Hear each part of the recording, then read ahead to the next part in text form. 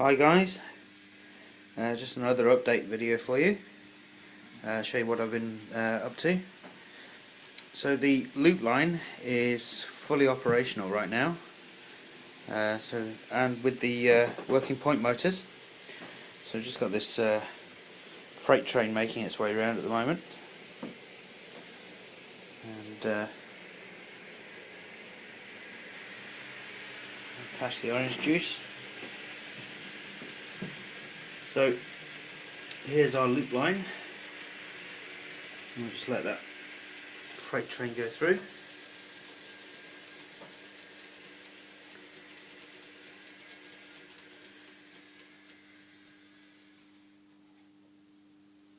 So there it is.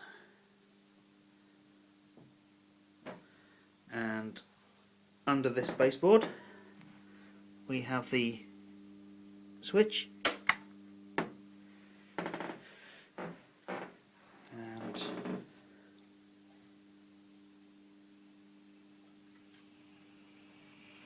voila!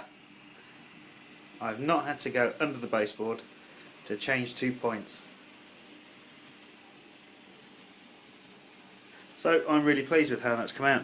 I had to reposition this point motor down here. It was out of alignment ever so slightly, which means the point would throw one way but not the other. So I had to do some repositioning on that one. But they're working really well. I'm really pleased.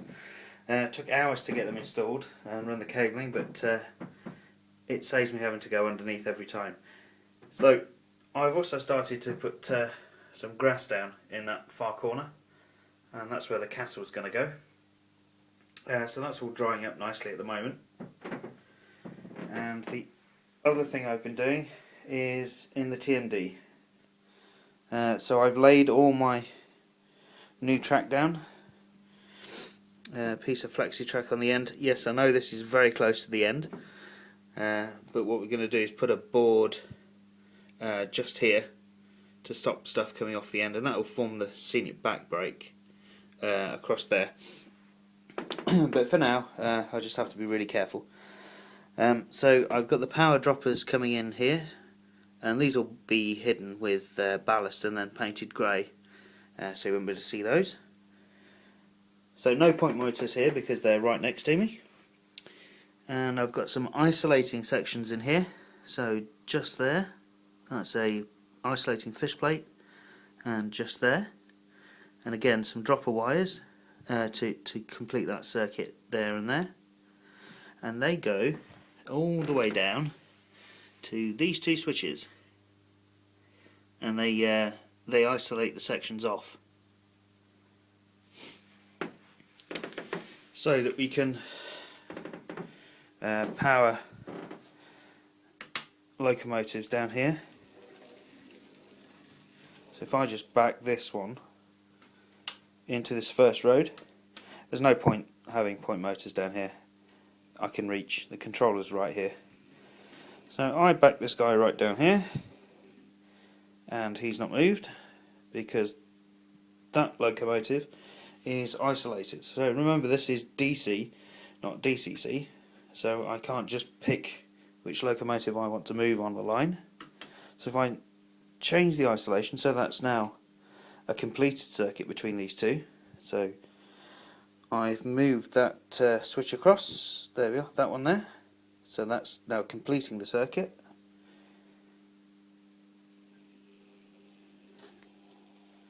Oh, a bit more juice and they both move, there we go. So I'll just reverse that one in again.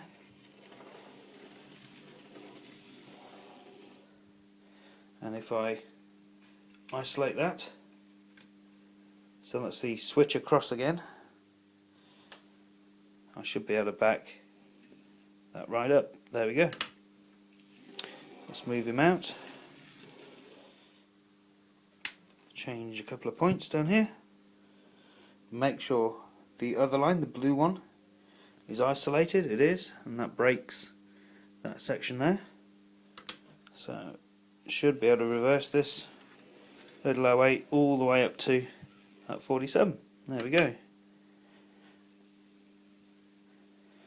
So this is just long enough, this section here, to get my longest loco on, which is handy. No planning involved, it was just kind of measure up and go. So that's what I've been up to. So it took a while to scrape out the ballast that was here and all the bits and pieces, lay this line in. It took me ages to solder. I hate soldering, but I got it all soldered up. It's all tested, it's all working as you've seen. So now that needs ballasting in. I'm going to get some more of these yard lamps. Just move down a bit so you can see. Those yard lamps, and I'm going to put them along here. So one down here, another one up here, and then one over here. So if I stand back a bit, you can now see what the TMD and the shelf underneath looks like.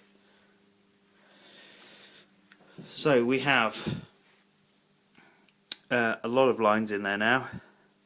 The electrical equipment underneath, so we've got the capacitor discharge unit and the switch for the points, the 4-track controller, and 2 isolating switches. The other 2 switches that you can see there are spare at the moment, but will be used to power or used to control the lighting circuits, which I've ripped apart underneath there, which is why it's a bit of a mess. That's going to get redone probably tomorrow, and tidied up. So there we go. Pretty pleased with the progress in there.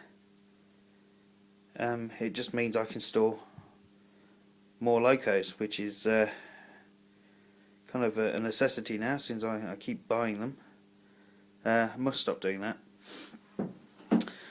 So tomorrow the grass section over there will be dry. I should be able to ballast up round there, ballast the loop line up, and get the castle in place. I've bought some kind of scrubbing green scouring pads, and I'm going to have a go at making my own hedgerows. The idea is you cut them to size, soak them in PVA and water, and then mix them with flock, that kind of thing, to make, or roll them in flock to make hedges. So I'll see how that goes. Might do a little video on that if it turns out alright, because I think I bought enough scouring pad stuff to make about 15 miles of scale miles, that is, of hedges. So really cheaply as well. So I'll see how that goes. So that's it from me for now. I'll come back in maybe a couple of weeks now and show you what I've been up to. See you later.